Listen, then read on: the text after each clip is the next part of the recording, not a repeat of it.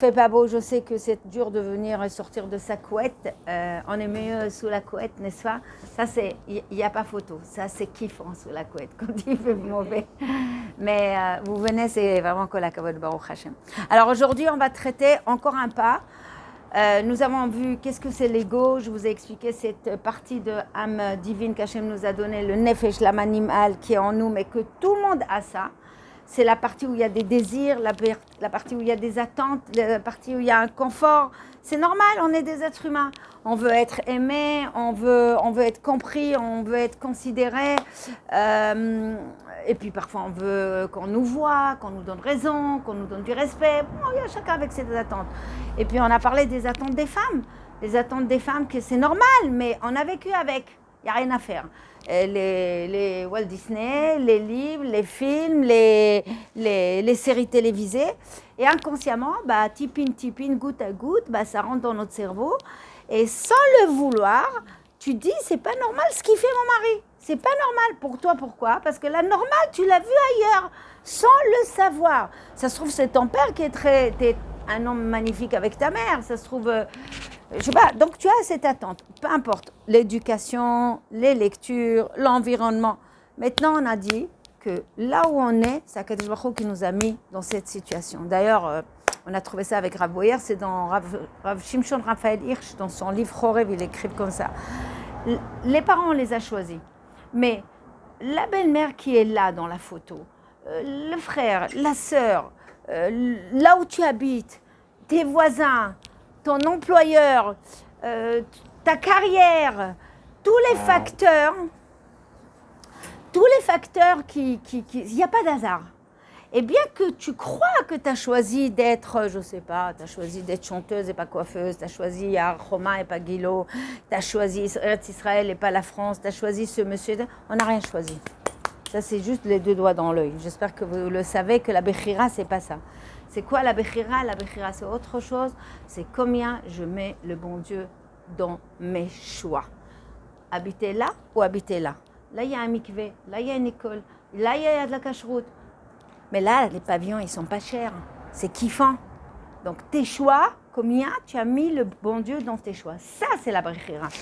Mais ton mari, on croit souvent qu'on l'a choisi, n'est-ce pas? À moins que vous êtes encore dans la photo. Vous croyez que vous l'avez choisi. Alors, il faut se réveiller, là. Hein, parce que, hein. Alors, juste pour l'histoire, pour démarrer. Quand je suis venue d'Israël, quand je suis venue d'Israël en France, j'avais à peine 16 ans. Et je ne savais pas parler le français. Donc, je devais rentrer à l'école de Merkaz HaTorah de Madame Toledano. Et il fallait trouver quelqu'un qui m'apprenne le français. J'étais en Kitayout, j'étais déjà en première.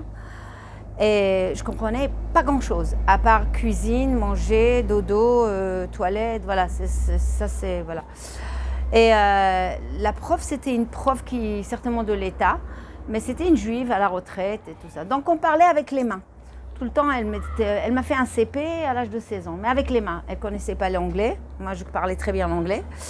Je me rappelle une fois, tout le cours, on est resté sur pronom et prénom. Prénom, c'est Hanad. Et ma prénom. Ya Rabbi, prénom. C'est grammatical, je ne comprenais pas du tout. Bon, bref. Donc, cette femme-là, elle m'a donné au moins 2-3 ans de cours. C'est comme ça que j'ai passé même mon bac. Et Baruch Hashem, j'ai tout eu. Mais j'étais comme une élève de CPCE1. Il faut que vous compreniez. Je parlais comme une petite noire, quoi. Comme les noirs d'aujourd'hui. Voilà. Et puis des années après, je venais la voir. Mais c'était une femme pas pratiquante, qui faisait chesed. Malheureusement, je prie pour elle, mais ses enfants se sont assimilés. Et son mari n'était pas du tout dans la Torah. Assimilation, quoi. Des postes importants et tout. Mais il m'aimait beaucoup et je l'ai respecté. Et puis 20 ans après, je suis venue la voir. 30 ans après, je suis venue la voir. Et un jour, elle me dit comme ça, bon, alors imaginons une femme qui a plus de 80 ans. Hen, j'ai réfléchi. Après 80 ans, elle a réfléchi. J'ai réfléchi. Finalement, dans la vie, on choisit rien. C'est le bon Dieu. Parce que moi, je suis devenue religieuse, très, très, très. Et elle aimait bien me discuter avec moi. Alors, je dis oui, tout à fait. Imaginons qu'elle s'appelle Esther. Oui, tout à fait, Esther, vous avez raison. On ne choisit rien. Elle réfléchit comme ça, elle me sert le thé et elle me dit, mais quand même, mon mari, je l'ai choisi. Alors, je lui ai dit, Esther, quand tu étais jeune, tu étais belle. Alors, elle fait comme ça. Ah oui. Elle dit, et vous avez eu beaucoup de prétendants, des personnes autour de vous. Elle est d'origine égyptienne. Ah oui. Il y avait un grand, élancé, sympa. Elle est dans ses souvenirs là. Il y avait un qui avait une carrière. Il y avait un qui était riche. Un qui était gentil. Elle me dit, donc il y avait quand même du monde, il y avait le choix. Elle me fait, ah oui, dites-moi, monsieur, imaginons qu'elle s'appelait Cohen, monsieur Cohen que vous avez choisi, vous avez fait une tablona, vous avez fait un tableau, et vous avez écrit, je prends le plus beau, le plus riche, celui qui a le plus de midot, celui qui a de la patience, et c'est lui qui va me rendre heureuse. Alors vous avez coché, et après vous l'avez choisi. Elle réfléchit, elle fait non. Elle dit alors comment vous l'avez choisi, monsieur Cohen? Elle cherche, elle n'arrive pas à m'expliquer. Je lui dis, il y avait un Elle me dit ah oui, il y avait un Elle réfléchit 5 secondes, après elle fait le c'est aussi le bon Dieu? C'est-à-dire 80 ans après, elle comprend que cette attraction, en d'autres termes, qui a aveuglé les choix, non, nous ne sommes pas du tout objectifs quand on, entre guillemets, on choisit. Parce qu'il y a déjà la vue, les sentiments, les attentes, le traumatisme. Tu as eu un papa qui était petit, trapu et qui te frappait, tu vas choisir un qui est comme ça, derrière fait petit, et grand et lancé. Tu as eu un papa qui était grand et machin, il te faisait peur, tu vas choisir. Tu as eu un papa qui est merveilleux, grand, et tout, alors tu vas choisir comme lui. Ça veut dire que vous voulez ou pas, vos choix, ils sont orientés d'après ce que vous avez vécu. Mais qui fait ça? Qui fait ça? C'est le bon Dieu. Donc on ne choisit rien du tout. Ce que je vous ai dit dans le couple, c'est que la Neshama, elle n'a pas ni masculin ni féminin. Quand elle descend, Hachem, il arrache la partie féminine. La partie masculine, elle rentre dans le ventre d'une maman qui porte un garçon. Le 40e jour, il y a une voix qui dit, la partie féminine qui appartient à cette partie se trouve dans le ventre d'un tel. Et je vous ai dit ça au deuxième cours, que pour une même Neshama, on a 2 mères porteuses. Et à toutes les belles-mères et les futures belles-mères, vos belles-filles n'ont pas piqué vos garçons, ils étaient déjà avec vos garçons. C'est vous que vous les avez hébergés après. Donc, d'accord? Donc, je suis belle-mère et c'est ce que je fais. J'ai bien compris que mes enfants, mes garçons étaient déjà avec leurs femmes avant. J'étais juste un hébergeur, hein?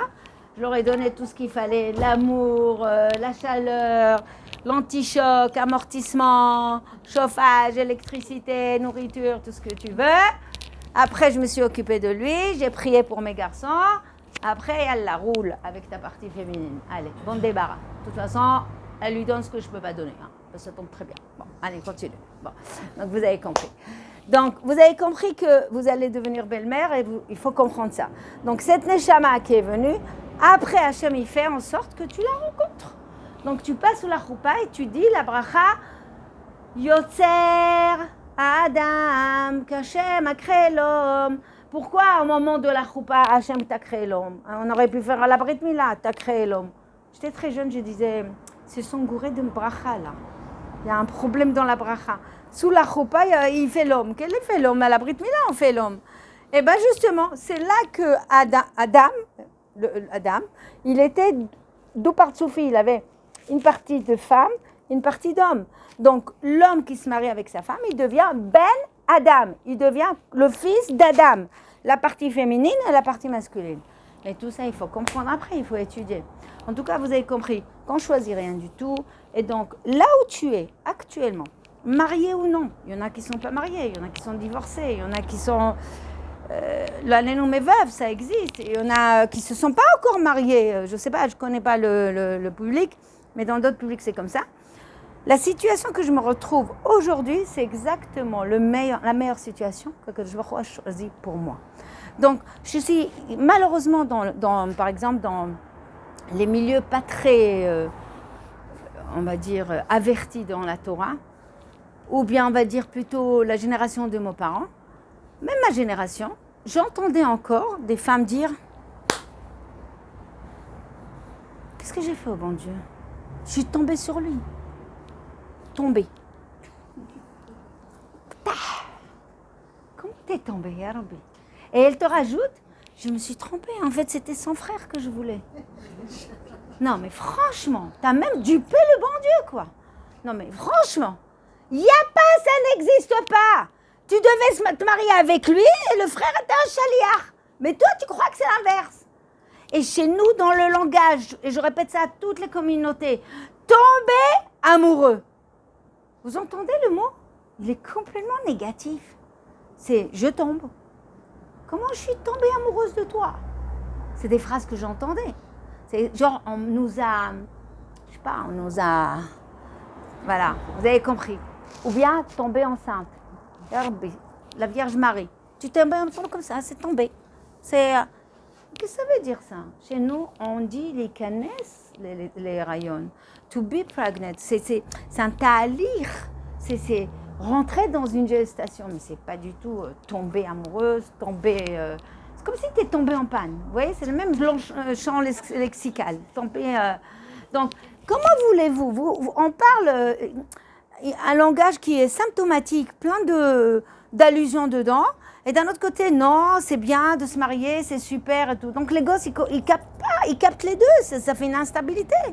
Donc chez nous, il n'y a pas ça. C'est pas, on tombe pas, c'est Akadosh Baruch Hu a fait qu'il y ait une attraction, parce que la Neshama elle fait partie, et c'est comme ça. Maintenant, j'avance encore une toda, encore une tovana, on va dire, une chose qui va vous aider. Il y a des gens parfois qui me disent « Ouais, non, mais quand même, c'est un choix, mais j'ai eu un mari, quand même, il y a un grand chantier. » Bon, il y a des maris que c'est un grand chantier. Il y a des maris que c'est plus facile. J'ai rencontré, c'est rare, mais j'ai rencontré. Encore, j'ai raconté cette histoire, une femme qui m'a dit « Madame Béard, j'arrive à 48 ans, je ne suis pas bien dans ma peau, je crois que ça doit être une dépression. » Je veux voir le psychologue. Je lui dis, oui, mais faites-le si vous avez besoin. Elle me dit, non, mais j'ai été voir déjà un, il m'a dit que je dois faire de la peinture, du sport, je dois compenser. Je dis, mais qu'est-ce qui vous arrive? J'ai pas compris la solution trop facile comme ça. Elle me dit, voilà, j'ai 48 ans et je suis mal dans ma peau. Comment ça? T'as des enfants? Oui. Tu les as élevés? Oui. Et ton mari, tout va bien? Oui. Il t'aide? Oui. Explique-moi un peu. Mon mari, c'est un amour. Apparemment, il a une keila. Je ne sais pas, il doit avoir une école ou pas, ou j'ai confondu, je ne sais pas. Mais en tout cas, il a un poste important. Il fait la décoration de la maison. Il fait les courses. Il fait à manger. Voilà, vous voyez vos réactions déjà? Alors déjà, vous dites, attends, il y a quelque chose qui ne va pas dans ce discours. Je dis, attends, il fait beaucoup de choses ton mari. Toi, tu as fait quoi? Elle me dit, moi, il m'a laissée comme une princesse. Il m'a dit, toi, tu élèves les enfants. Moi, je fais tout. Je dis, c'est bien, tu as vécu comme une princesse. Et combien de temps tu es mariée? Je ne sais pas, elle m'a dit 20 ans, 25 ans, 30 ans, je n'ai pas retenu. Je dis, alors en fait, tu as vécu comme une princesse, tu as joué aux poupées tout ce temps-là, parce que ni ça, que élever les enfants. Elle dit, mahla, c'est mignon quand même. C'est bon, un mari qui fait, bon, d'accord. Et c'est quoi ton mal-être? Je dis, dis-moi, tes enfants se sont mariés? Elle m'a dit, oui, la plupart se sont mariés, il y a un qui est parti là. Je dis, en fait, vous êtes tout seul et vous vous ennuyez maintenant. Elle me dit, oui, je lui demande à faire la cuisine, il ne veut pas. Il m'énerve. Je dis, pendant 20-30 ans, ça t'arrangeait qu'il fasse la cuisine. Je dis, vas-y, maintenant que tu n'as pas d'occupation, tu veux lui prendre son poste. Donc, pourquoi je vous dis ça? Voilà un cas d'une personne que Baruch Hashem, c'est pas vraiment le mari un problème. C'est pas un problème de Shlom-Bayit, comme la plupart des Shlom-Bayit. C'est un problème de, on va dire, chacun son poste. Et quand la personne, elle a plus rien à faire, eh ben, il y a un vide existentiel. Elle se rend compte qu'elle a fait... oui, ça c'est dans notre langage, mais on ne peut pas lui dire ça. On ne peut pas lui dire ça. Alors elle me dit, je suis mal dans ma peau, qu'est-ce que vous me conseillez? Je lui dis, tu vas à la synagogue, il y a plein de femmes là-bas qui ont des problèmes de couple, va les aider. Qu'est-ce qu'elle me dit? Je vais vous avouer franchement, je l'ai fait quelques fois. Quand j'allais, je voyais c'est là elle est malheureuse, c'est là elle est malheureuse. Je me disais, quand j'étais jeune, Baruch Hashem, Baruch Hashem. Je me disais, elles ne savent pas y faire avec leur mari. Regardez en plus, on devient hautaine. Baruch Hashem, bienvenue Chana et bienvenue Rosange. Et des bonnes nouvelles, j'espère, si Dieu veut. Donc, je continue. Donc, vous avez compris que pas tout le monde a les mêmes problèmes de Shlom-Bayit. Mais en gros, un homme, c'est un homme, mais elle, c'est un cas à l'envers. Elle n'a pas les grands chantiers, mais elle a un problème aujourd'hui. Elle n'a pas construit son couple. Il y a un vide existentiel. Elle est dans le vide. Elle ne sait même pas donner de l'aide à l'autre. Pourquoi? Tu ne peux pas aider l'autre si toi-même, tu n'as pas passé au moins quelques difficultés de construction avec ton couple. Comment tu grandis? Comment tu peux comprendre sa peine? Tu ne peux pas. Tu la prends dans, tu la regardes, tu dis, mais c'est pas si fort, celle-là. Vous comprenez? Donc, on revient. Une femme, finalement, qu'Akadosh Baruch Hu l'a mise dans un couple où le mari, on va dire, il y a un grand chantier. On pourrait dire, on n'a pas de chance. Mais à qui Hachem il donne quand est-ce qu'on donne un grand chantier? Je vous donne un exemple. On doit refaire, Myriam, si Dieu veut, cette synagogue, on doit la refaire. Et on va faire plein de chinouïm. Il faut casser des murs, il faut ouvrir, il faut isoler. C'est un grand chantier, on est d'accord? On va investir et tout. Une question, à qui tu vas donner ce chantier? À quelqu'un qui fait du tarviv, qui a un hobby, qui passe de temps en temps? Ou à quelqu'un qui a vraiment des compétences? Quelqu'un qui a vraiment des compétences. Donc, Akadosh Baruch Hu donne, justement, un chantier un peu... Tout ça, c'est pour moi? Merci beaucoup. J'ai dit qui a soif? Ok, d'accord. Merci beaucoup. Merci, 1000 fois. Donc, si tu as un problème avec ton mari et que c'est un grand chantier, sache qu'Akadosh Baruch Hu a compté sur toi parce qu'il t'a donné tous les kélim pour ça. On ne donne pas une grande responsabilité et un grand chantier à quelqu'un qui n'est pas équipé. Ce n'est pas possible. Dans l'humain déjà, dans l'humain. Je vous donne un exemple. Vous avez un garçon qui fait 1m80 parce qu'il a 16 ans. Vous avez un autre garçon qui fait 1 mètre parce qu'il a 6 ans. Maintenant, sur votre, je sais pas, armoire de cuisine, vous avez la bassine que vous avez besoin. Vous allez faire quoi? Appeler le grand ou le petit? Non, je vais appeler le petit. Toi qui as 1 mètre, tu vas monter, tu vas m'amener la bassine. C'est possible ou pas? Non, 0 chance. Pourquoi? Parce que tu es la mère. Est-ce que toi, la mère qui aime tes enfants, tu vas donner une difficulté insurmontable à ton petit? C'est pas possible. J'ai une question. Pourquoi vous accusez le bon Dieu? Pourquoi vous accusez le bon Dieu?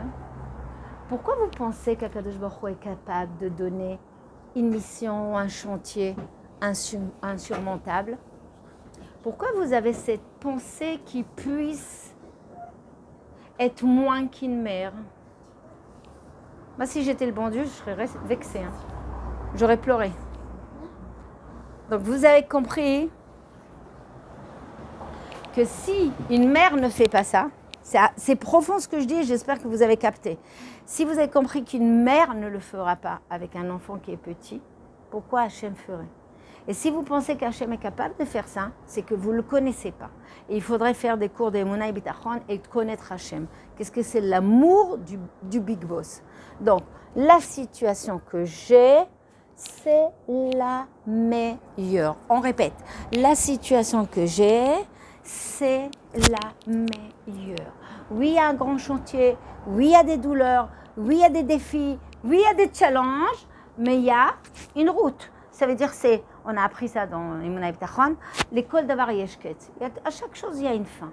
À chaque chose, il y a une solution. Il y a des moments que c'est difficile, mais après, on voit la lumière. Et d'ailleurs, parfois, on oublie qu'on était dans le tunnel.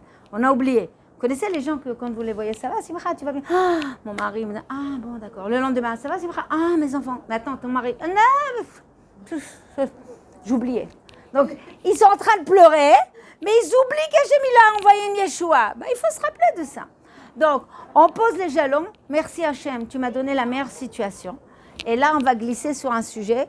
La semaine dernière, on a fait... non, il y a 2 semaines, pardon. On a fait les discords. Vous vous rappelez, les discords? Tout va bien? On a fait les discords la semaine dernière. Il y a 2 semaines, les disputes, les désaccords.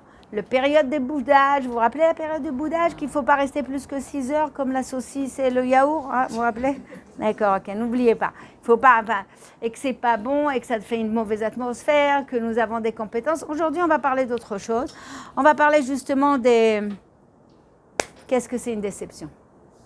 Amen. Qu'est-ce que c'est une déception? Allez. Définition. Déception, deception. Mazé. Achzava en hébreu. Hein? On a une attente déçue. Alors, non, mais ne me dis pas le mot déçu. Déception, on ne peut pas apprendre le mot déçu. Ça veut dire que quand on définit, il y avait une attente. On n'a pas eu.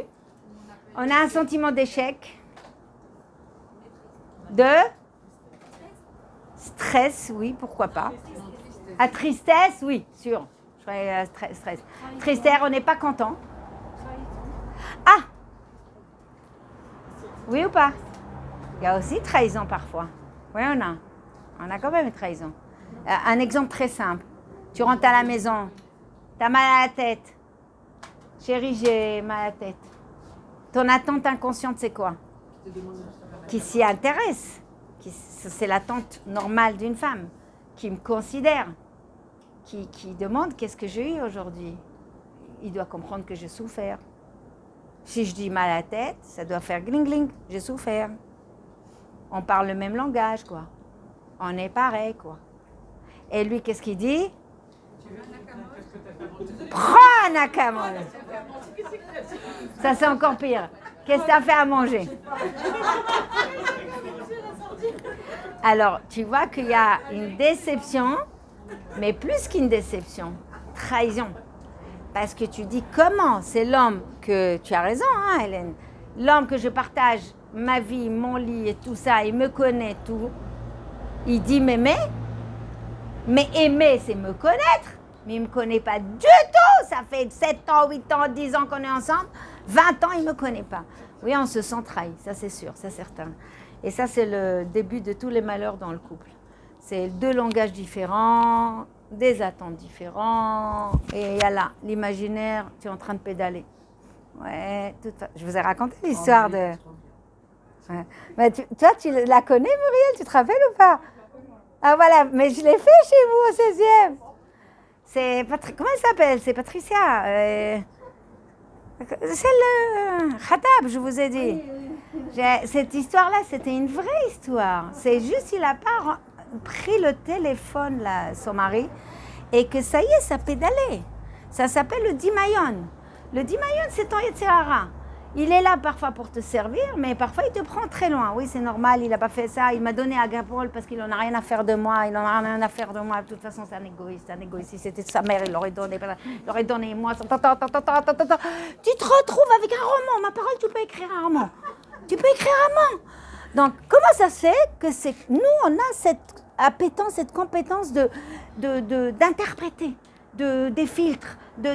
Mais parfois, c'est notre malheur. Parce que le mec, parfois, simplement, il y a un trou, il faut boucher. C'est cassé, on va mettre une vis.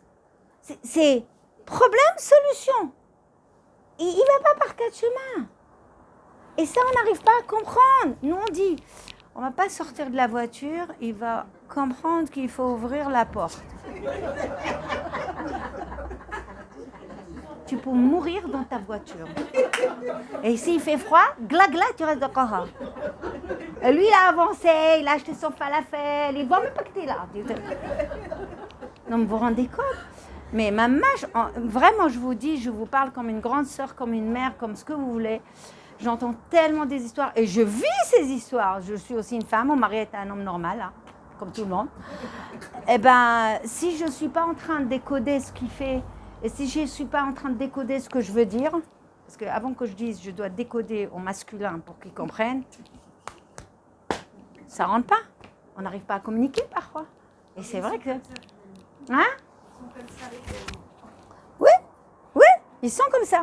Donc, il faut savoir les comprendre, décoder, arriver à leur langage, jusqu'à qu'un jour, ils vont arriver aussi. Mais ça prend du temps. Ça prend du temps. Rabbi Ishna, non, j'ai vu. J'ai vu des couples à l'âge de 60 ans, 60, 70 ans, c'est notre âge, ne t'inquiète pas. Myriam, le mari, il est là. Chérie, je t'ai fait le café ce matin. Toi, tu te réveilles, tu fais, attends, Rabbi, qu'est-ce qui se passe? En plus, il y a une tartine. Maman! Et je t'ai mis les médicaments à côté. Il y a un âge où on arrive à ça. Bon, alors vous voyez, ne soupérez pas, ça arrive. Patientez. Alors, une déception, oui. Une déception, vous avez compris, c'est quelque chose qu'on attend, mais ça vient de nos attentes qu'on a déjà parlé. Parce que notre cerveau n'est pas vide. Notre cerveau, il est rempli des images, des choses qu'on a vécues. C'est comme ça. Il faut savoir vider. Et je vous dis, hein, elle me connaît Muriel. 7 ans, on a donné des cours chez elle. Vous voulez être malheureuse? Augmentez vos attentes. Il n'y a pas. Tu augmentes des attentes, tu pédales, tu vas pédaler encore plus loin après. Parce que tu vas te faire mal. Raval, dommage. C'est comme ça le monde. Et si un moine a écrit « Les femmes viennent de Vénus et l'homme vient de Mars », c'est que le moine qui est goy a compris qu'on n'est pas pareil. Il a compris. Planète Vénus, planète Mars. C'est très beau ce qu'il a fait. Et d'ailleurs, les rabbinim me disent « Il faut lire ». Pourquoi? Parce que la yeshut, l'existence d'un homme et une femme, que ce soit un garçon, que ce soit, je sais pas moi, européen, africain, tunisien, marocain, bon bref, français, c'est auto d'avoir. C'est auto d'avoir. Une femme, c'est une femme. Un homme, c'est un homme. Alors, ou bien tu comprends qu'il y a des choses à voir avec le couple et des moments sympathiques ensemble à construire, mais il y a aussi beaucoup à construire en individuel. Ou bien, comme je dis à toutes les jeunes filles, il n'y a pas de jeunes filles, je leur dis, ne vous mariez pas. Non, mais franchement, pourquoi aller souffrir? Kiffez, allez aux Maldives, à Haïti, à Tahiti, allô Haïti, là où vous voulez. Kiffez, achetez-vous, soyez carrière. Si vous n'êtes pas prête à comprendre qu'il y a une construction et elle est longue, et que vous voulez juste malheureusement un mari qui vous gâte, qui vous fasse les pancakes, continuez à rêver. Mais pourquoi? Parce que tu vas rendre malheureux et un homme, et tu vas tomber malheureuse toi. Et je le dis à des jeunes filles, parfois les mamans, elles viennent avec les jeunes filles, elles me disent « Ne leur dis pas ça. » Je dis « Pourquoi ne pas dire ?»« Non, les pauvres, elles ne voudront pas se marier. » Et alors? Une femme n'a pas l'obligation de se marier. Si une fille, elle dit, et ça n'existe pas malheureusement, parce que c'est naturel. On a Moudba. Vous savez ce que c'est Moudba? C'est Teva, c'est à l'intérieur de nous. C'est plus fort que nous. Tu peux expliquer à une jeune fille tout ce que tu veux. Tu veux lui amener une centaine de femmes malheureuses. Tu peux lui dire tous les sacrifices qu'on a. Tu peux lui écrire des livres et des livres. Et elle, je veux me marier. Parce qu'une fille, elle a un rechem, elle a cette matrice, elle est rachem, et on a besoin de donner. On a besoin de donner la vie, on a besoin de donner à son mari, on a besoin de donner dans une maison. Voilà. Mais sachez comment Akadosh Baruch Hu, il est bon. On n'est pas obligé de se marier normalement. Maintenant, on s'est marié. Alors, de deux choses l'une, ou bien tu veux être malheureuse et c'est ton malheur que tu fais, ou bien tu veux sortir de là. Ribono Shalom, tu sors de là. Ribono Shalom, tu te fais du mal. Il ne faut pas être maso. Sache qu'il ne fonctionne pas comme toi. Tu auras un jour, ça va venir. Ça prend du temps. Mais ce n'est pas exactement comme dans les films. S'il y a la tartine et le café, c'est bien. Voilà. D'accord. Donc, de arzava à une arzava, d'une déception à une déception, une trahison, on arrive à quoi? Avant la dépression. Ah? Bravo. Tu te rappelles? Ah! Colacafo Nancy. On a fait ça chez, comment elle s'appelle? Laurie. Mais c'est des bases. Je suis obligée de vous donner ici parce que sans ça, on ne peut pas avancer. Alors, d'une déception à une autre, on est déçu. Alors, il n'y a pas que ça. C'est pas que les pancakes et tout ça. Mais on est déçu aussi pour... Il y a de la place ici, hein? Je me comprends. Ah. D'une déception à une autre, on arrive à une frustration. Quelle est la différence entre une frustration et une déception? Être frustré. Plus quoi? C'est plus, mais quoi? C'est intense. C'est nafshi, on dirait c'est profond. Mais il y a quelque chose, quelque chose de commun quand même, mais qui les lie les deux. Ah, dis-le. La répétition. Baruch ata Adonai Eloheinu melech haolam she'akol niyeh bidvaro. Ça veut dire que d'une déception, une jeune fille se marie.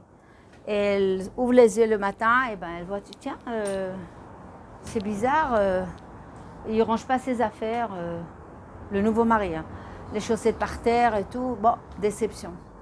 Tiens, c'est bizarre, avant il était galant, il me disait au revoir, là il dit déception.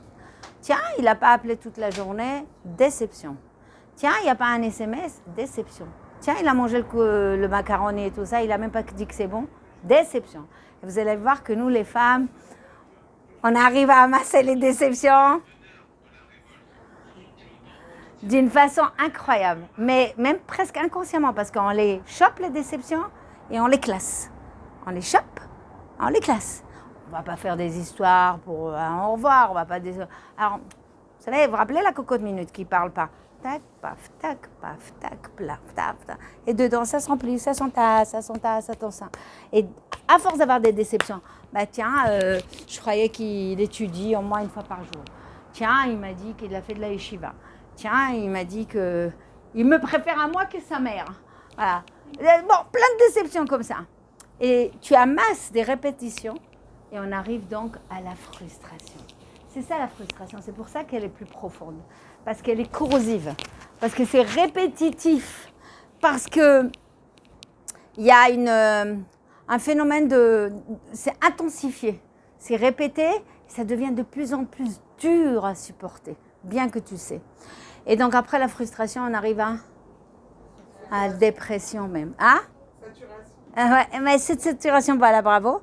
Cette saturation, elle s'exprime par une dépression. C'est-à-dire que quand le vase, il est trop plein et que tu n'en peux plus, ou bien tu prends ta valise, les trois au revoir, bah, tu te barres, hein. Il y a beaucoup qui font ça.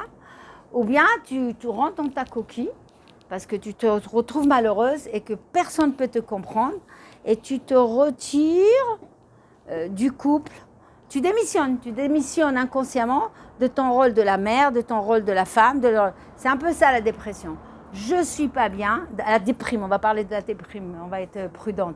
Dépression, c'est aussi hormonal, les neurotransmetteurs, on va parler que de ça. Donc tu te retires, tu te sens mal, personne ne te comprend, lui ne te comprend pas, tu te mets de côté et c'est pas la peine. Genre, je meurs seule. Où j'explose, et ça c'est les colères, on est d'accord, mais à force de colère, à la fin c'est ça. C'est-à-dire tu exploses une fois, tu exploses, ou bien tu pars ou machin. Donc pourquoi ça s'est amassé? Parce qu'on ne sait pas exprimer, on l'a dit. Et il ne faut surtout pas être une cocotte minute, je vous ai dit, il faut être quoi? Merci. Fais tout. Parce que le fait tout, il lâche un peu de la vapeur. Vas-y, lâche, exprime-toi, tu as le droit, tu n'étais pas contente, tu n'as pas fait un SMS, tu as été triste et tout ça. Même si tu avais des vélos, c'est pas grave, tu as pédalé. Le lendemain, tu as mangé, tu t'es assis. C'est avec lui, tu dis, chérie, écoute, vraiment, ça avait de la peine. Tu as mangé tous les spaghettis, tu m'as pas laissé une spaghetti. Bon, bref, tu t'es exprimé. Même si tu sais qu'encore il va finir le spaghetti, encore il va... Exprime-toi. Parce que Rav Welbe, il le dit, quand tu exprimes, tu n'imprimes pas. Parce que exprimer, ça sort et ça te fait du bien. D'ailleurs, même des larmes, vous savez, les larmes, c'est un cadeau d'Hachem. Hein. Quand vous avez des larmes, vous ne sécrétez pas. Ça s'appelle les marot shchorot, les sécrétions pas bonnes, qui nous font des maladies. Donc, il vaut mieux larmoyer dans ta douche et tout ça, mais au moins tu l'as sorti. Et après, tu exprimes que plutôt tu dis rien, tu dis rien. Et après, comme la grand-mère, voilà, mauvais sang, je suis tombée malade. Qui t'a dit de tomber malade? Si tu crois qu'on va avoir la peine pour toi et qu'on va t'entourer toute ta vie, tu as les deux doigts dans l'œil. C'est ça le problème. On croit que voilà, on va tomber. Il y a des femmes qui me disent, il y a des femmes comme ça qui elles ont tendance à être souvent fait malades. Au début, le garçon et la fille, maman, qu'est-ce que t'as? Maman, qu'est-ce que t'as? Maman, qu'est-ce que t'as? Après, qu'est-ce qu'ils font? Qu'est-ce que t'as, maman? Qu'est-ce que t'as? Qu'est-ce que t'as? Qu'est-ce que t'as? Qu'est-ce que t'as? Au revoir. Meurs tout seul. Qu'est-ce qu'ils vont l'entourer? Vraiment, il faut savoir aussi que dans la Torah, on le sait que la déprime, pas la dépression. Franchement, moi je l'appelle le luxe. La déprime, c'est, les gens ils croient que c'est une solution parce que ça va attirer l'attention des gens. C'est à double tranchant. Parce que souvent, les gens, ils sont alertés une fois, deux fois, mais après, ils n'en ont rien. Voilà. Et eux, cette personne, elle se complaît dans cette eux, et elle peut vraiment rentrer dans une dépression. Donc, on n'a pas le luxe de faire ça, et c'est pas la peine de rentrer directement dedans. La meilleure façon, c'est d'abord baisser ses attentes. La deuxième chose, c'est comprendre que c'est un homme, qu'il a un autre langage. Donc, je décode mes mots. Parce que quand je lui dis quelque chose, je dis oui, je comprends pas. Alors, change un mot, change le mot, cherche, comme tu parles à un enfant. Essaye de décoder. Et oui, mais chaque mari, c'est différent. Je vous ai raconté le mari qui voulait faire plaisir à sa femme parce qu'elle aime les fleurs. Le premier cours, je vous ai parlé de ça. Il y a une femme, ils sont venus en couple chez moi et elle m'a dit, vous vous rendez compte, Madame Béard, je lui ai dit que j'aime les fleurs et tout ça. Et vraiment, il m'a déçu, il m'a énervé. Je dis, qu'est-ce que vous avez fait, monsieur? Il dit, elle aime les fleurs et toutes les semaines, elle veut des fleurs. Je lui ai acheté plein de pots de fleurs en plastique. Et elle me le regardait, elle avait envie de le tuer. Comme ça. Alors, moi aussi, j'avais envie de le tuer. Mais bon, je ne dirais pas. Je dis, vous vous foutez d'elle ou quoi? Et lui, Barboun, sincère. Elle aime les couleurs. Et puis, ça fane pas. Il y a des avantages, c'était pour elle. Du coup, en une seconde, je me suis mise à sa place. J'ai dit, Marboun, si c'était mon fils, je l'aurais compris. On aurait compris si c'est notre fils, Nachon. Et vous voyez, les deux, ils sont dans le bien, mais ils ne se comprennent pas. J'ai eu un autre couple. Là, c'est la femme qui m'a énervée. Je lui dis, pourquoi ça ne va pas et tout ça? Non, il n'en sort pas assez. Non, je lui dis, est-ce qu'il te donne des cadeaux? Oui. Monsieur, vous lui donnez des fleurs? Non, elle ne veut pas. Tu ne veux pas des fleurs? Non. Alors des bijoux? Non, elle ne veut pas. Je dis, bon, dis-moi, qu'est-ce qu'il t'a offert? Elle m'a dit, il m'a refait tout le carrelage. J'ai dit, attends, c'est toi qui l'as demandé? Elle me dit, oui. J'aime pas les fleurs, j'aime pas les bijoux. Il m'a fait le carrelage. Maintenant, le pire, c'est que mon mari, il a entendu ça. Il a eu l'idée de me faire le carrelage. J'avais envie de le tuer. Pour moi, c'est pas un cadeau, le carrelage. Donc, vous comprenez que ça dépend le couple, ça dépend la femme, ça dépend le langage. Donc, en général, les femmes, elles aiment les fleurs, mais il y a des femmes qui veulent le carrelage, elles veulent pas ni le cadeau, ni le machin, bref. Donc, j'arrive à comprendre l'homme qui dit, je préfère lui acheter une bonne machine à laver, mais je vous jure que ça existe. Je n'invente pas, c'est les langages de... Au moins, elle ne se fatigue pas. Et elle s'énerve. Alors, le premier argument, mais la machine à laver, elle est aussi pour toi. C'est le premier argument, c'est pas que pour moi. Mais quand on part en vacances à deux, c'est aussi pour lui. Mais c'est pas ça l'argument qu'il faut dire. Il faut dire simplement, c'est que c'est pas quelque chose qui est féminin, que je suis sensible. J'ai besoin de fleurs, j'ai besoin d'une jupe, d'un sac, des chaussures. Vous avez le droit de vous exprimer. Donc je vous ai dit, les attentes on les baisse. Deuxièmement, on communique. Et troisièmement, surtout quand on a des déceptions. attention quand vous les ramassez. Parce que inconsciemment, ça va vous jouer des tours de frustration. Quand on est déjà dans la frustration, eh ben, on arrive malheureusement à quoi? À la dépression ou à la déprime. Mais juste avant, qu'est-ce qu'on fait? On arrive à comparer, sans le vouloir. Si vous êtes arrivé à comparer, c'est que vous êtes déjà dans la frustration. C'est quoi comparer? Sans le vouloir. Hein. Son mari l'accompagne, elle. Son mari, il est venu avec des fleurs le vendredi. Ah mince, son mari, il a des fleurs, il arrive avec des fleurs le vendredi. Je vois par la fenêtre, quoi. Et puis, je vois par la fenêtre que le tien, il passe l'aspirateur. Hein. Ouais. Et puis, tu vois des nétonymes, des choses comme ça. C'est pas que tu as cherché. Tu es tellement mal dans ta peau, c'est le mal-être, que tu cherches à prouver que tu as raison. Donc, tu vas regarder des hommes qui font ce que tu attends. Donc, un qui a acheté un manteau à sa femme, l'autre qui... Si ton mari ne va pas à la tefila, tu vas voir des hommes qui vont à la tefila. Si ton mari t'a pas... je sais pas, il rentre jamais dans une bijouterie, tu vas voir l'homme qui rentre dans la bijouterie. Tu vas remarquer les choses, Rav Dessler il dit, mit'anyenim al davar sheyesh gvar inyan. Ça veut dire qu'il y a un intérêt.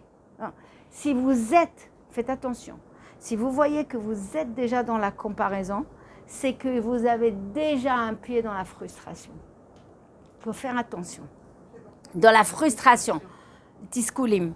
Ça veut dire, il y a un moment, tu dois t'asseoir, Hana, qu'est-ce que tu attends de ton mari? Qu'est-ce que tu le reproches? Vas-y, fais une liste. Est-ce que ça, c'est le film? Est-ce que c'est une attente? Est-ce que c'est réel? Est-ce que tu l'as connu comme ça? Est-ce qu'il t'a promis un jour comme ça? Ou peut-être c'est toi. Analysez-vous, faites ce travail. Faites ce travail, ça va vous éviter beaucoup de choses, vraiment. Donc ça, c'est la deuxième chose. Donc s'il y a une comparaison, c'est que forcément, il y a un mal-être et que malheureusement, c'est l'être humain, c'est comme ça. Quand on est mal dans sa peau, on regarde ailleurs. Le jardin de l'autre, il est toujours plus vert, n'est-ce pas? Il y a quelque chose qui peut vous aider énormément. Il y a beaucoup de jeunes filles, beaucoup de femmes non mariées qui aimeraient acheter votre situation. Ils sont prêts à donner de l'argent pour vivre ce que tu vis avec ton mari et tes enfants. Parce qu'elles sont toutes seules. Je connais une femme et je connais plusieurs femmes comme ça. Bon, je n'aime pas beaucoup. Elles se sont mariées ou pas mariées. Elles sont arrivées à l'âge de 50 ans, 60 ans. Sans enfants. Est-ce que c'est le cas de quelqu'un là? Si oui, je m'excuse. Est-ce que c'est le cas de quelqu'un? De ne pas avoir des enfants et ne pas être marié à l'âge de 60 ans? Non. Une femme comme ça, même si elle s'est mariée 2 fois, 3 fois, mais à la fin, à 60 ans, elle est toute seule et pas d'enfants. Vous savez ce qu'elles me disent? Parfois, elles m'appellent. Je dis, Herbie, comment je vais leur remonter le moral? Comment je vais leur remonter le moral? Elles me disent, Hana, à quoi je dois me raccrocher? Et ben mec, j'ai pleuré pour quelques-unes. J'ai eu vraiment pitié de ces femmes-là. Elles me disent, Shabbat, les gens nous évitent, ils ne veulent pas nous inviter. Mais c'est normal. Pourquoi? Parce qu'il y a des femmes aussi qui regardent tout. Vous comprenez que c'est un problème. Moi, je sais que j'ai connu des femmes comme ça, que vous les amenez à table, ils vont regarder la réaction de ton mari, le garçon, la fille, combien t'as mis, qu'est-ce que t'as mis, qu'est-ce que tu t'es habillé, quel collier, c'est très... Tu peux pas introduire des gens comme ça chez toi. Il y a quand même un problème. Il y a d'autres qu'elles sont là, elles se font dans on va dire dans la famille, elles sont comme une grand-mère, mais c'est rare. Donc cette femme-là, elle me dit, une autre, on m'invite pratiquement pas. Chaque Shabbat, c'est un angoisse, je sais pas, je suis toute seule. Les Chagim, pour tout le monde, avant Hanouka, tout le monde avant Pessah, tout le monde est content. Moi, je pleure, j'ai un stress. Parce que, non, j'ai 2-3 cas comme ça. Le frère assimilé, les parents sont décédés, 60 ans. Tu vois, des trucs comme ça. La femme a fait tchouva après. Question, comment voulez-vous lui remonter le moral, Ribbon Jolam? Elle a même pas... Encore une divorcée, elle a des enfants. On est d'accord? Encore, elle a un fils, une fille, machin. Elle communique. Encore quelqu'un qui est veuve. Elle a vécu. Elle est remplie. Elle a des enfants ou des petits-enfants. Mais elle me dit, Hana, j'ai un mur devant moi.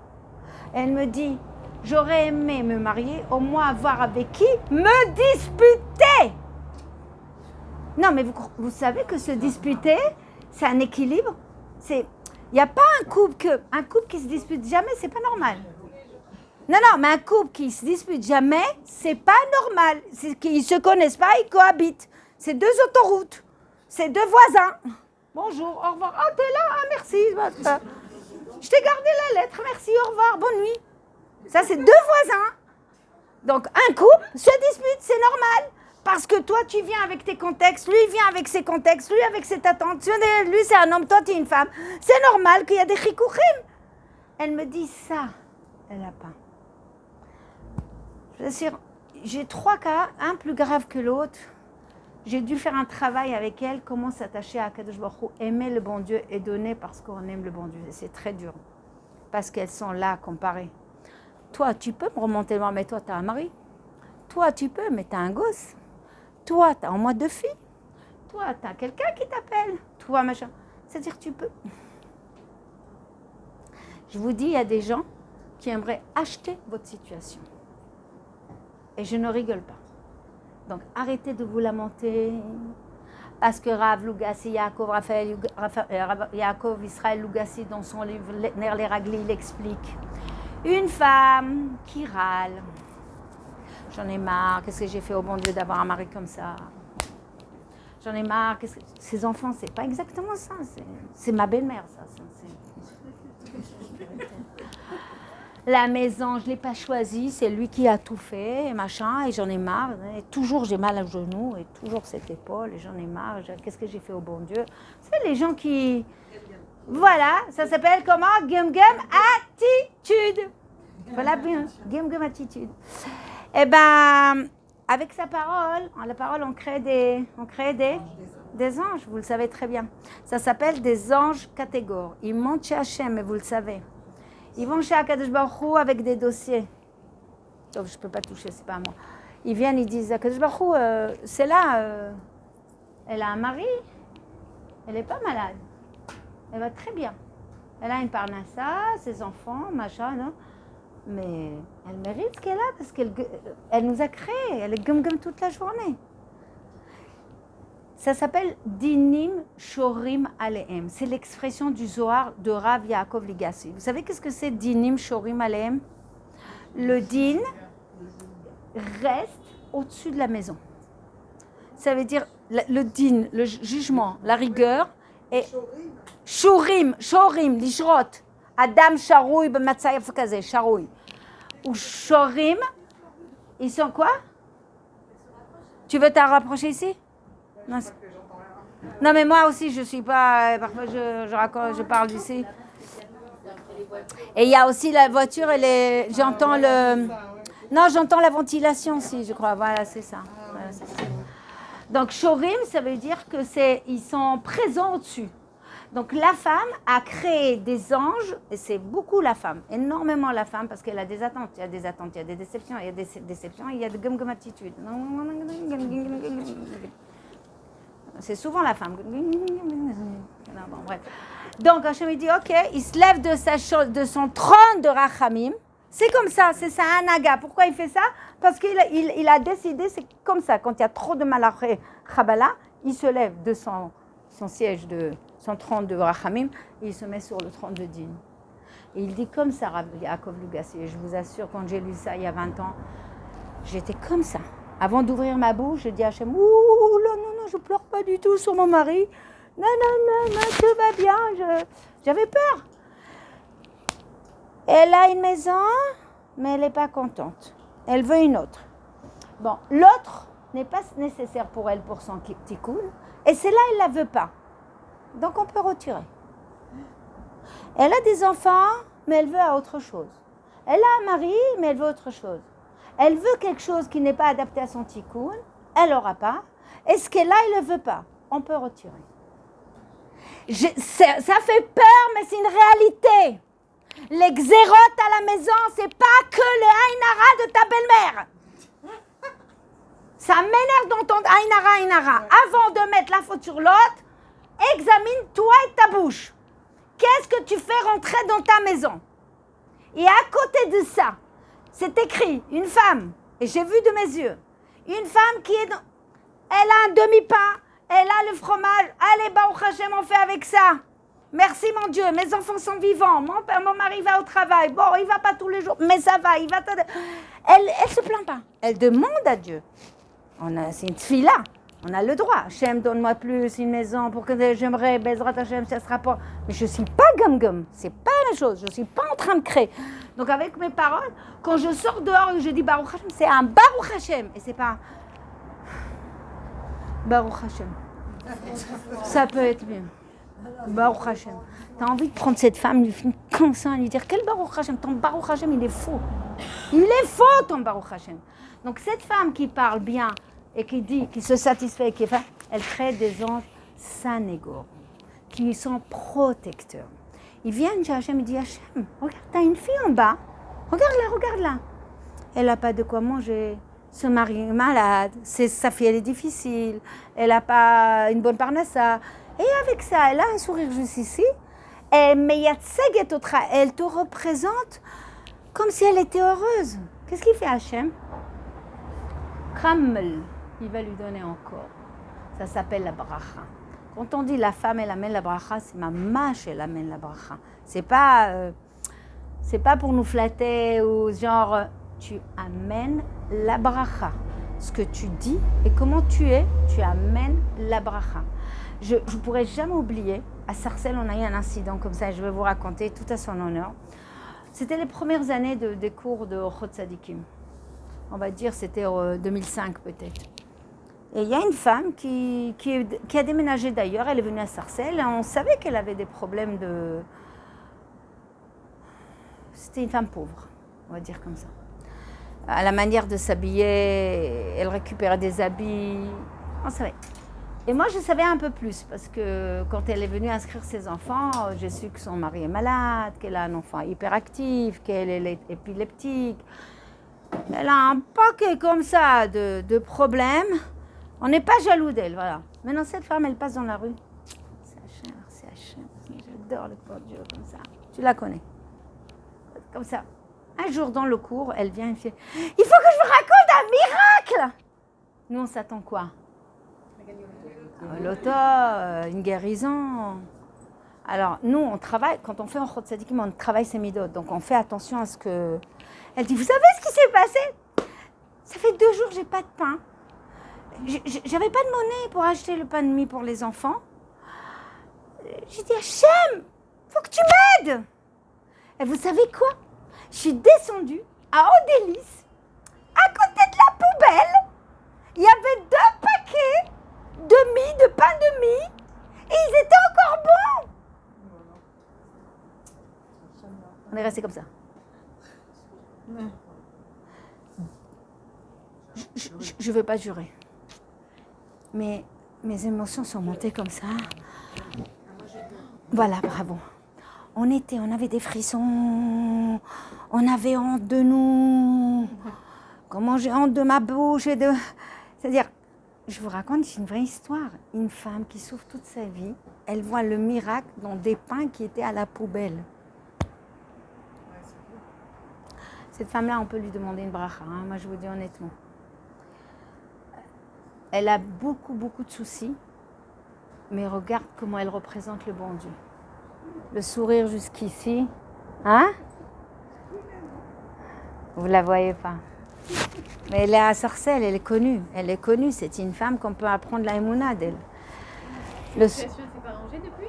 Non, son mari est toujours malade, c'est une femme qui est pauvre, elle est malade, ses enfants, ils partent en cacahuète, mais elle est toujours dans la joie, Alors oui, comment elle survit, on ne sait pas.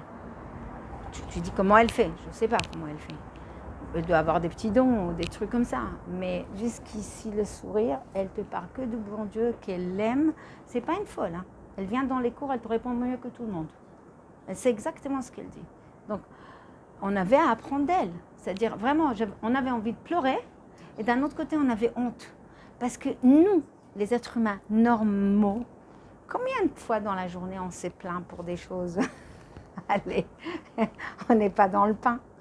Donc, vous voyez qu'une personne comme ça ne m'étonnerait pas que cette femme-là, avec ses brachot, ses petits-enfants, ils sont dans la Torah et tout ça, et c'est ce qu'on est en train de voir. Donc, ça ne m'étonne pas. Donc, c'est écrit, tu es en train de gum-gum, tu es en train de créer. Fais attention, ne crois pas parce que le vase il s'est cassé, qu'il n'y a plus de parnassa, c'est forcément l'Aïnara. Avant que l'Aïnara t'attaque, et avant, regarde-toi, qu'est-ce que tu fais rentrer à la maison. Regarde-toi tes paroles. Regarde-toi, comment tu te conduis. Après, tu vas dire, oui, c'est la belle-mère, c'est l'autre, c'est la gazera. C'est facile de dire c'est l'autre. D'abord, toi. Remets-toi en question. On avance au dernier pas. Voilà, le dernier. Maintenant, oui, la vie, il y a des déceptions. Il y a des coups durs. Il y a des échecs. Des choses que je n'ai pas réussi dans ma vie. Et je vais mal. Quand vous allez chez un coach ou un psychologue, qu'est-ce qu'il vous dit ? Il reste encore de l'eau ? Je peux avoir Voilà. Merci Emmanuel. Parce que avant que je continue la suite, j'ai besoin d'eau. Merci mamie. Donc, qu'est-ce qu'il vous dit ? Il faut quoi ? Il faut parler, il faut évacuer. Et il faut quoi ? Hein ? Se faire plaisir. Merci. Lâcher prise. C'est quoi lâcher prise ? Ça veut dire arrête d'attendre et sans arrêt, être là, je veux. Lâche. Tu n'auras pas la maison, la vie maîtrisée comme tu veux. Tu lâches un peu, laisse Akadosh Baruch Hu guider. Parce qu'à force de vouloir, tu te prends des portes dans la figure. Te faire plaisir, ça veut dire genre compenser. Tu n'as pas eu la bague de ton mari, va te balader, va t'acheter ta jupe, fais ce que tu veux. Prends la carte bleue, fais-toi... On a des solutions comme ça. C'est des solutions, on va dire, pansement, d'accord ? Mais ils vous amènent quand même une théorie de la relativisation. Qu'est-ce qu'ils vous disent ?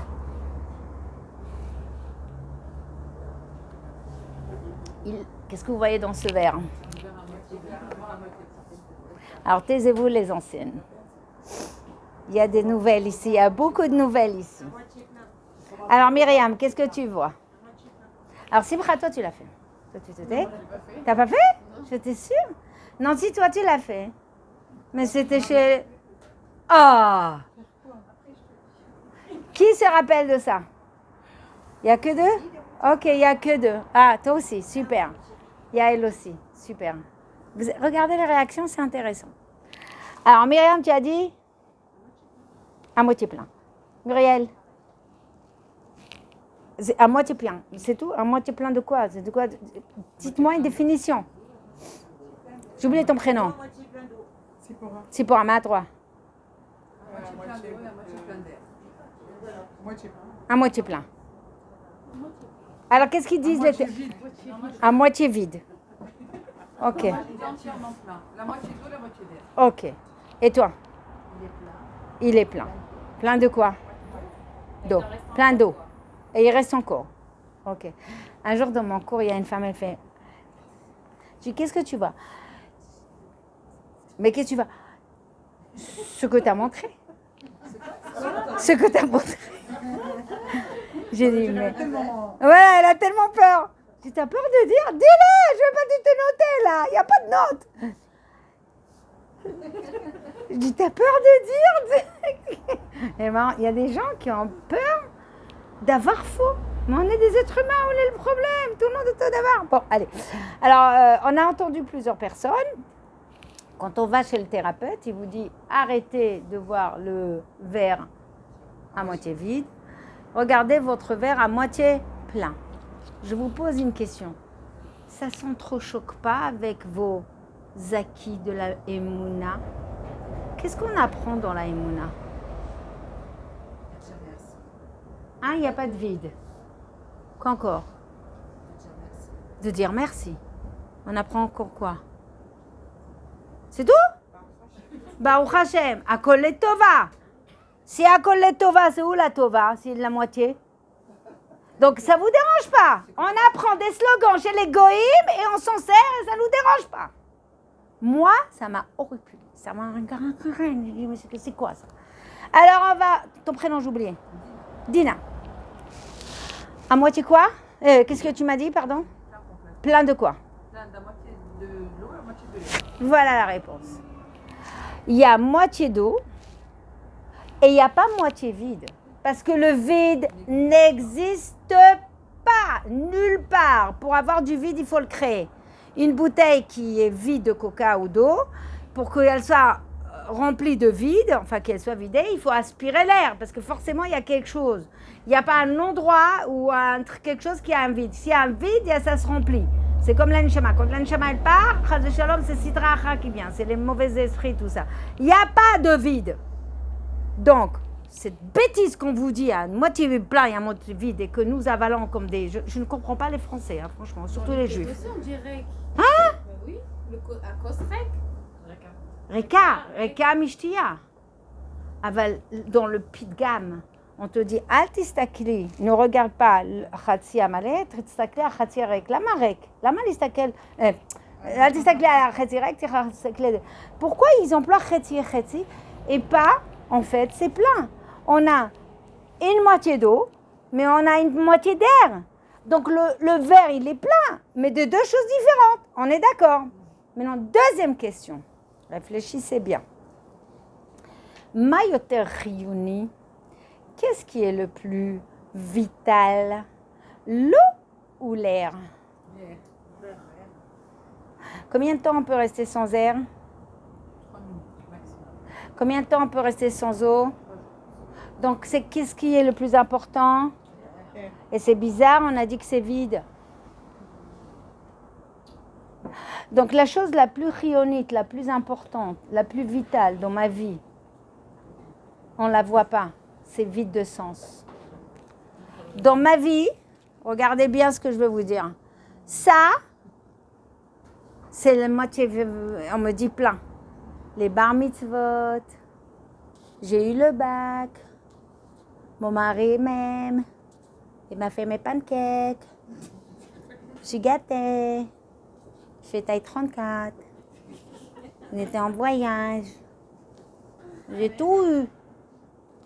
On m'aime, je suis belle, j'ai une bonne batati, batir, machin. Voilà, tout ça, c'est le plein. Et là, c'est quoi? J'ai raté mon bac. J'ai des difficultés avec mon mari. J'ai un enfant, une fille difficile ou un garçon difficile. J'ai des parents pas faciles. J'ai eu une maladie. Mon mari a eu une maladie. On n'a pas tout eu tout de suite. On s'est battu pour avoir des choses comme ça. J'ai une question, Chana Behar. Elle s'est faite Chana Behar grâce à ça ou grâce à ça? Dina, tu es Dina. Grâce à ça ou pas ça? Simcha, t'es Simcha. Quand tu étais là, tu étais Simcha? Je ne suis pas sûre. Tu n'étais pas encore Simcha. Elle s'appelle Simcha. Quand tout allait bien, ce n'était pas une vraie Simcha. C'était pas une vraie Simcha. C'était pas la Simcha. Quand tu n'avais pas de problème, tu étais là. Tu n'avais pas encore de personnalité, tu n'as pas travaillé. Il y a le meilleur de toi n'est pas sorti. C'est quand tu as souffert dans ta vie. Finalement, je deviens ce que je suis que grâce à mes challenges, à mes difficultés dans ma vie. Et vous allez voir, les gens bons, et les gens qui sont dans l'empathie, c'est les gens qui ont souffert.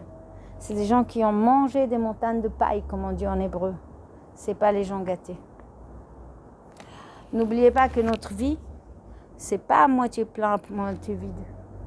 C'est entièrement bien, entièrement plein. Si vous allez chez une thérapeute qui vous dit « Regardez le moitié », vous dites « Non, il est plein chez moi.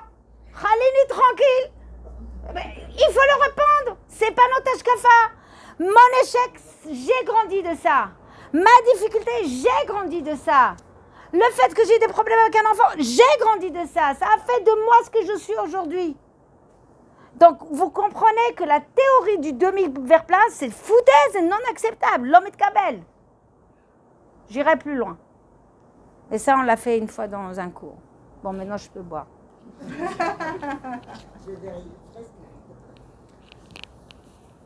Vous allez remarquer, ça, on apprend quand on fait des cours, Rav Boyer, par exemple, tout ce qui est Kochot HaNefesh, psychologie, dans ses livres et dans ses formations, mais Rav Itamar Schwartz aussi, qui traite beaucoup de la psychologie juive.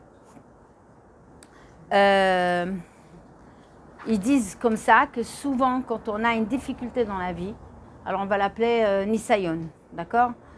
Dans le monde français, ils appellent ça malheur.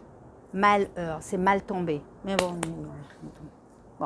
nous, on ne parle pas comme eux. Nous, on va dire nisayon.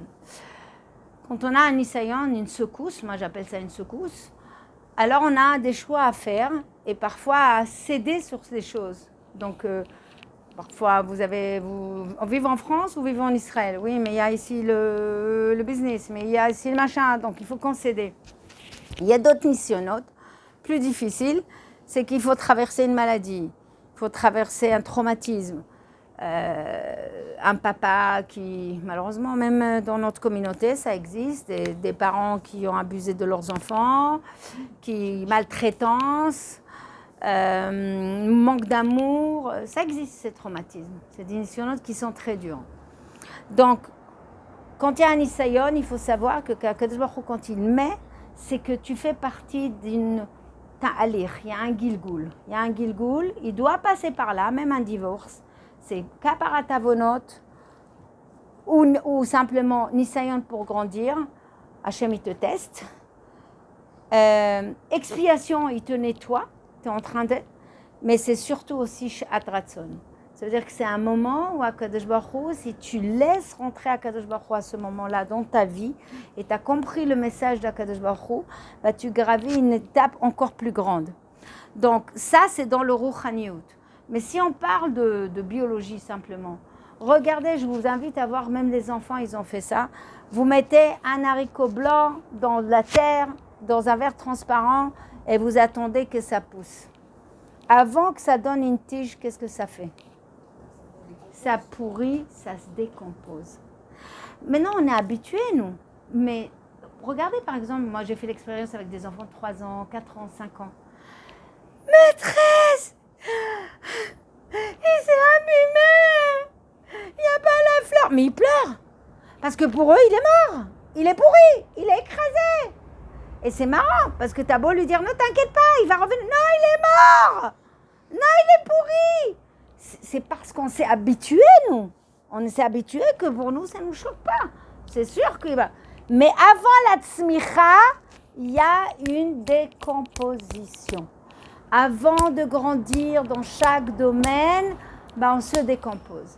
Il y a des domaines plus difficiles que l'autre. La santé, c'est le plus difficile. La santé du mari, la santé des enfants ou la santé de soi-même, je pense que c'est les secousses les plus difficiles. Il y a des secousses qui ne sont pas aussi difficiles, mais elles sont corrosives. Par exemple, Schlombait qui ne va pas pendant des années. C'est très dur pour la femme.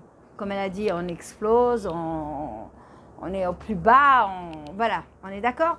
Donc, après ça, si on a su recevoir le message d'Akadosh Baruch Hu et de grandir, ça veut dire on passe par une étape de décomposition, on grandit. Ça veut dire que, mesdames, sans cette partie qui vous paraît négative, on ne se décompose jamais et on ne grandit jamais.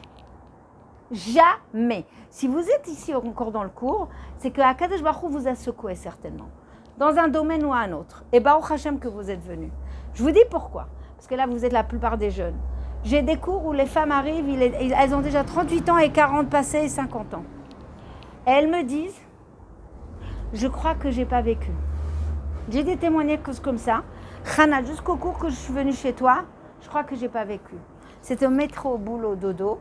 Les enfants, le couple, on sort de temps en temps, les vacances, janvier arrive, on va où, en décembre, on va où, et un train-train comme ça. Et j'ai eu plein de cas comme ça, de femmes, un mari pas méchant, mais avec des petites difficultés. Et puis à force d'être train, alors on s'en fout. Alors on ne travaille pas les midotes, on n'investit pas dans le couple, on ne grandit pas. On n'est pas dans l'empathie de son mari, de sa femme, de sa belle-mère, de sa famille. Et toute chose qui m'énerve, va te faire cuire à neuf.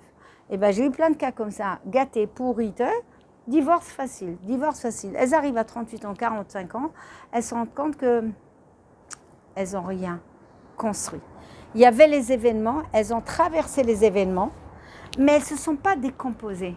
Elles ne se sont pas assises et disent, voilà. Là, j'ai mal, mon mari me fait mal, ne me comprend pas, comment je peux m'améliorer? Là, ça ne va pas avec ma belle-mère, et c'est vrai que normalement, comment je peux m'améliorer avec elle? Là, c'est vrai, j'arrive pas à avoir des enfants avec mon mari. J'ai le droit de divorcer. Vous savez que je connais plein de couples comme ça, où la femme, où c'est le mari qui a des problèmes et les femmes, elles restent. Ou l'inverse. Ça aussi, c'est une décomposition. Chacun, il a son baluchon. Chacun, il a son baluchon. Tu as traversé une difficulté de santé, de couple, de chinuch yeladim. Parfois, tu es dans la Torah, tu leur donnes toute la Torah, et tout d'un coup, à l'âge de 15 ans, 16 ans, ton fils, il te dit, écoute, moi, c'est fini, je ne veux pas. Et j'ai eu des parents qui me disent, bah, ils fument Shabbat, ils ont honte. C'est leur chemin, il faut comprendre. Ils fument Shabbat, ils voyagent Shabbat, Befaresia devant la communauté. C'est un Nisayon. C'est dur pour les parents, ils ont investi, ils ont la honte. Donc, si tu traverses cette épreuve et tu la rejettes, eh ben, il n'a qu'à partir de la maison. Allez, on élimine. Le mari, ça ne va pas. Au revoir et merci. La belle-mère, elle m'énerve. On coupe tout court. Mes parents, on coupe. Finalement, tu n'as pas fait un travail de décomposition. Ça veut dire comment je m'améliore. Comment je dois mettre mon ego de côté et voir qu'est-ce que Hachem attend de moi dans le couple. Qu'est-ce que Hachem attend de moi dans le chinour. Qu'est-ce que Hachem, pourquoi il m'a mis dans cette situation? Il n'y a pas d'hasard. Je viens de vous dire au début que si je suis dans cette situation, c'est que Hachem, il a dit, c'est la meilleure situation et c'est avec ça que je dois grandir. Donc, je répète encore une fois, si vous avez une secousse dans la vie, vous la traversez. Mais si vous êtes la même après qu'avant, elle va revenir. Vous entendez ce que je dis? Ça veut dire si j'ai une difficulté d'argent ou de santé, et que je n'ai pas compris que je dois travailler mes midotes avec mon mari, mes enfants, ma belle-mère, et puis avec moi, mes exigences avec Hachem, ma tfila, tout ça, et que si j'ai la même après, Hachem il t'a guéri, mais je suis la même, je suis exigeante, je veux ça, c'est pas normal, il m'énerve, eh bien tu auras une autre secousse, jusqu'à que tu te décomposes et que tu vas pousser, ta neshama, elle va faire son tikkun. Eh bien vous avez des gens qui ne comprennent pas des trecha à 20 ans, trecha à 40 ans, à 60 ans, et ils arrivent à un âge où... Qu'est-ce que tu veux faire maintenant? J'ai eu des demandes de coaching de des gens de 70 ans qui dépriment. Qu'est-ce que vous voulez que je leur offre?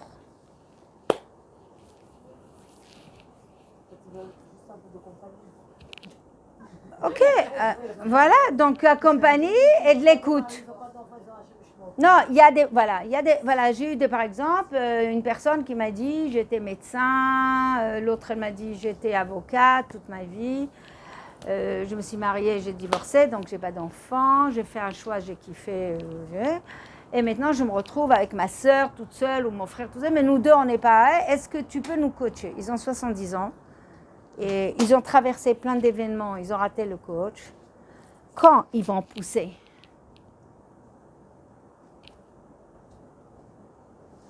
Le mieux, c'est les écouter. Mais, comment? Les écouter, mais... À partir d'un certain âge, je pense que c'est difficile. Ils sont restés enfants, en fait. Non, souvent avant, ils avaient du cabot, aujourd'hui, ils ont plus de cabot. Non, mais elle n'a pas tort. On est resté enfant. On voulait la sucette au début. Après, on veut la voiture, on veut la carrière, on veut. Mais toi, tu ne changes pas, tu ne t'améliores pas. Tu n'as pas compris que tu as une secousse pour t'améliorer par rapport à ton mari, à tes enfants, à ta belle-mère, à toi. Par rapport à Hachem, tu es là pour t'améliorer. On n'est pas dans le Gan Eden. Gan Eden, c'est après. Donc, il y a des gens qui ont fait leur kiff, ce qu'ils veulent. Et Hachem les a appelés. Il les a secoués, Hachem. Il est gentil, Hachem. Il appelle tout le monde. Mais il y a des gens qui ne veulent pas se réveiller. Ils ne se réveillent pas. Arrivé à un âge, comme il dit mon père, on a un pied dans la tombe, on comprend que... Voilà. C'est trop tard. Comment? Jamais? Oui. Ouais. Toujours pris. Ouais. C'est des donneurs-preneurs, exactement. On croit qu'ils donnent. Même quand ils donnent du tzaka, ou même quand ils ont vécu à deux, ou même ils étaient dans le prendre. Des gens comme ça, bah évidemment, après, c'est un malheur. Devant eux, c'est le malheur. C'est pas leur faute? Alors, on va rappeler quelque chose. Attends. Rappelle-moi ton prénom. Susanna. Nani. Susanna. Le premier cours, je l'ai dit. Un enfant, il vient avec des tendances naturelles. Vous vous rappelez? Deuxièmement, on a le chinour. Troisièmement, on a dit, il y a les exemples des parents. Est-ce qu'on peut rentrer là-haut, au Berkaya chez Akadosh Baruch Hu? On lui dit, Akadosh Baruch Hu, écoute, ce n'est pas de ma faute. Mon père, il était soulard. Ma mère, elle était hystérique. Tout ma sliva, ils étaient des dépravés. C'est toi qui m'as fait comme ça. C'est ta faute. Il va te dire, Susanna, t'as un cerveau, tu l'as pas déballé, redescends, déballe-le. Ça veut dire le juif doit travailler ses midotes. C'est ça, voilà, bravo. J'adore, t'as réagi, elle a réagi, bravo Simcha, bravo. Elle a fait une formation intensifiée de Haemouna. Chanceux, c'est un mot non juif. Hachem, dire qu'elle a de la chance, toi t'as de la chance, t'as trouvé une place tout de suite, toi t'as pas de chance. Toi t'as de la chance. Susanna, le bon Dieu là-haut, il a une roulette comme au casino. On lance des dés. Allez, Susanna, aujourd'hui, elle a de la chance ou elle n'a pas de chance? Non, mais ça va pas te parler comme ça.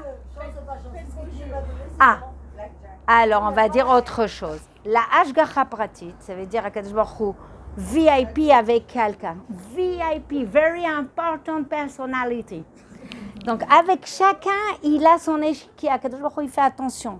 Tu n'as pas trouvé de place pour te garer parce que je voulais que tu pries, c'est parce que c'est caparat avonot, parce que cette peine, il vaut mieux ça qu'un pied cassé. Il n'y a pas chance. Comme je vous ai dit, il y a des personnes qui ont un mari hyper dur, un chantier très dur. On va dire qu'elle n'a pas de chance.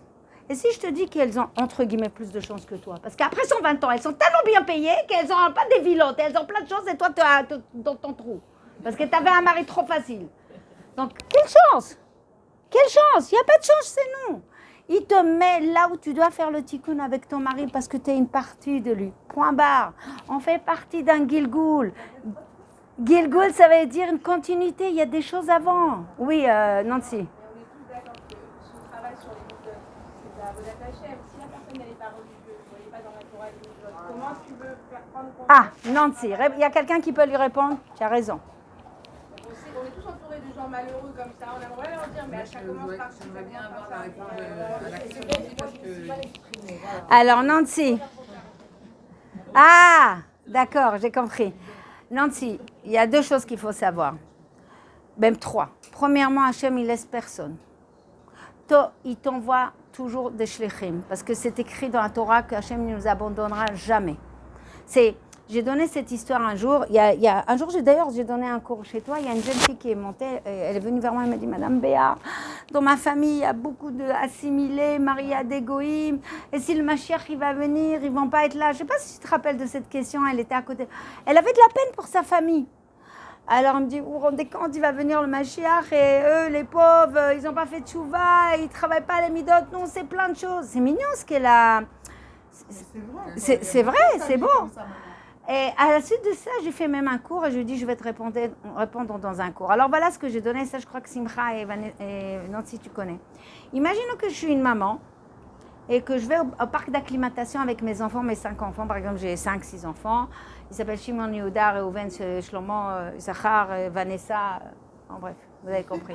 Aucun rapport Vanessa, mais c'est pas grave.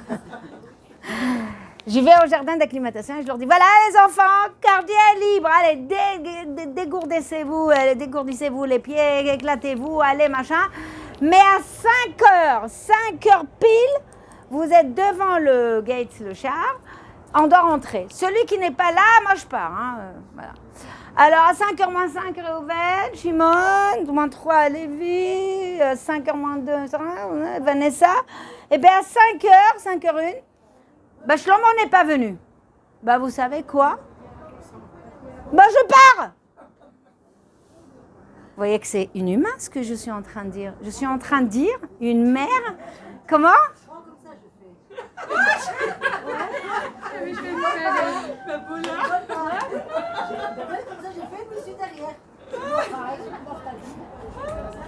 Mais Susanna, c'est vrai que moi aussi j'étais un peu cosmatite comme ça, mais on a un œil derrière, oui ou pas? On a un œil derrière. Toujours on a un peu derrière. Toujours. Vous voyez? Voilà.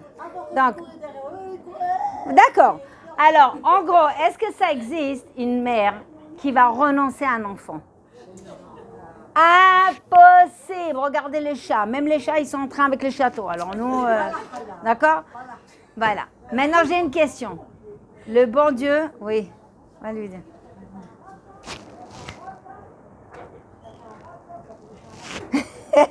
Ça va pas du tout la synagogue, on entend tout. Il faut dire aux gens qui sortent, attention, vous dérangez à la tefila, on entend vos... Mais c'est spécialement mardi parce qu'il y a une mère qui va, alors il y a tous les gens. Non, là, c'est une femme qui parle. Non, c'est au téléphone, on entend tout. Alors, je continue.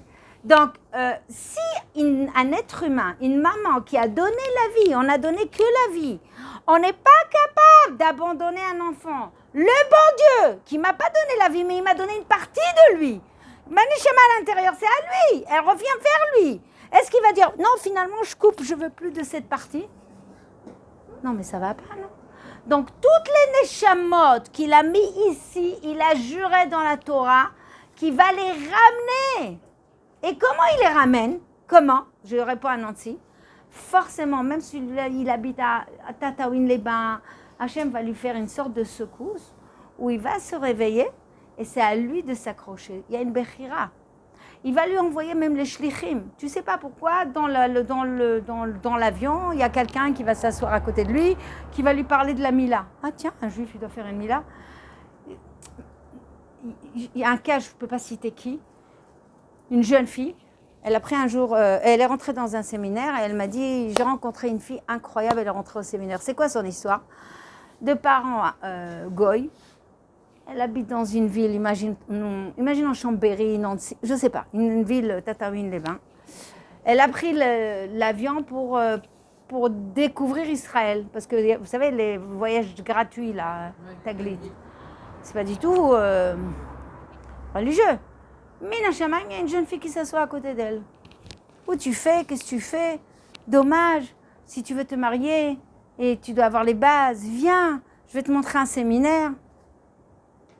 Cette fille-là, d'un papa goy, une maman out of... hein? Elle est juive, mais ils étaient à côté de la plaque, ils étaient avec des goïms, des 30 ans comme ça. Elle est tchouva jusqu'ici. Tout de suite, son frère étudie la Torah, l'autre est rentré à la yeshiva.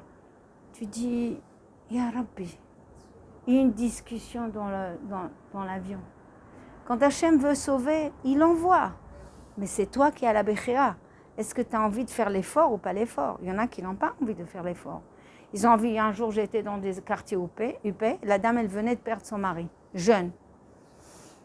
Hachemishmo, elle a fait une souda et moi je fais un cours pas très sympa. Ils m'ont dit de parler de l'au-delà. C'était pas très sympa, je vous avoue. Je rentre à la maison, un seul lavabo. Pas de mezuzot.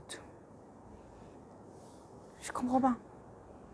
Tu veux que je parle de l'au-delà et du bon Dieu? Mezouza, je te parle. Je te parle pas religieux, pas religieux. Mezouza. Il n'y a pas. C'est un choix. Tu as eu l'argent pour amener quelqu'un à un rabbinim pour faire la Torah, pour faire un cours de Torah. Tu as aussi l'argent pour acheter une mezouza. C'est un choix. C'est-à-dire, tu as la Bechira. Kadosh Baruch Hu, il appelle tout le monde. Donc, je ne suis pas inquiète. Il va abandonner personne. Maintenant, il y a une promesse. Avant le Mashiach, bzef, ils vont revenir. Tu veux ou tu veux pas? Allez-nous les Chaber, vaïchéou. Ils vont s'agenouiller et à 4 pattes, ils vont revenir. Hachem n'abandonne aucune âme. Donc, il est patient. Il y a des gens qui se réveillent à 20 ans. Et c'est, entre guillemets, avoir de la chance parce qu'on est mûr. Moi, Voilà. Moi aussi, j'ai passé une vie pas facile. Hein. Bravo. J'ai à 18 ans, je suis rentrée en combat. Un mois de rééducation, ça va faire... Donc, Baruch Hashem. Parce que c'est un cadeau de Dieu. Pourquoi? Parce qu'on arrive à ouvrir les yeux autrement. On voit la vie autrement. On apprécie les choses autrement. Regardez cette histoire de Corona et je vais finir. Mais c'est malheureux, mais les gens n'ont pas grandi. La Corona, normalement, ça devait être un cadeau de Dieu. On devait comprendre, quand on a vu Rinka Sarcel voir Rav Ohana qui est parti, qui n'a jamais fumé, qui était sportif, israélien et tout, et qui est parti en... J'ai suivi, sa femme, elle m'appelait, elle me racontait sa déchéance. Il est jeune, il avait 50, 52 ans, 12 ans. Donc, vous comprenez que, normalement, vous devriez vous asseoir et faire Rega Choshvim. Mon mari ne m'est pas dû, ma vie ne m'est pas due, rien n'est éternel, tout est CDD, c'est donné, Et moi, j'ai un rôle. Non. On a été traumatisés. On a vu des miracles. Et on a oublié. On n'a pas grandi. Si tu n'as pas changé après la corona, eh ben, il y aura d'autres choses qui vont secouer. Et ça, c'est une leçon de vie. Non, il y a le Macron. Il y avait le Macron président, maintenant le Macron. Ouais, alors il y a plein de noms. Sachez qu'Akadosh Baruch Hu, ça c'est des makot de chesed. Il est là pour te réveiller, pour que tu avances. Mais non, il y a des gens qui ne sont pas dans la Torah, la troisième réponse, et bizarrement, ils travaillent quand même les midot. C'est incroyable. J'ai vu des personnes ignorantes, hein. Elles ne sont pas à peine pratiquantes, mais elles ont compris que c'est une chormat chaim qui vient, c'est un cadeau aussi, de l'observation, je ne sais pas, peut-être parce qu'ils ont côtoyé des gens sages autour d'eux, et qu'ils me disent comme ça, je me suis rendu compte que mon mari, c'est pas comme moi, je me suis rendu compte, alors je ne veux pas me faire du mal. Une sagesse qui s'installe. C'est des personnes peut-être qui ont souffert trop tôt, alors elles se disent, pourquoi j'ai l'occasion d'être mariée, pourquoi tu es le poussin dans l'œuf. Il y a une sagesse dedans, et pas forcément religieuse, Nancy. Et tu les vois, et Baruch Hashem, ils sont toujours avec le mari, ils travaillent tout doucement, avec patience, c'est sûr. Mais nous, le problème chez nous, c'est pas franchement la religion, c'est l'impatience. On veut maintenant, il va changer. Maintenant. D'ailleurs, vous allez voir, c'est très courant. Une de vous, Red Bell, si vous le faites, dans 3 mois, vous allez me dire, Madame Béard, ça fait 3 mois que j'applique ce que vous dites, rien n'a changé. Bon, on me l'a fait, hein. Madame Béard, j'ai fait toute la formation du couple, ça n'a pas marché. J'ai dit, bien sûr, on vit avec son mari 70 ans pour que ça change en 1 minute. Si ça change en 1 minute, au bout d'1 minute, tout est parfait, c'est bon, tu peux monter. Tu n'as pas envie de monter, Nahon? Donc, il y a encore du travail à faire. Est-ce qu'il y a des questions? Donc, on a traité la déception, les attentes, la frustration, le mal-être, la déprime, le demi-verre plein.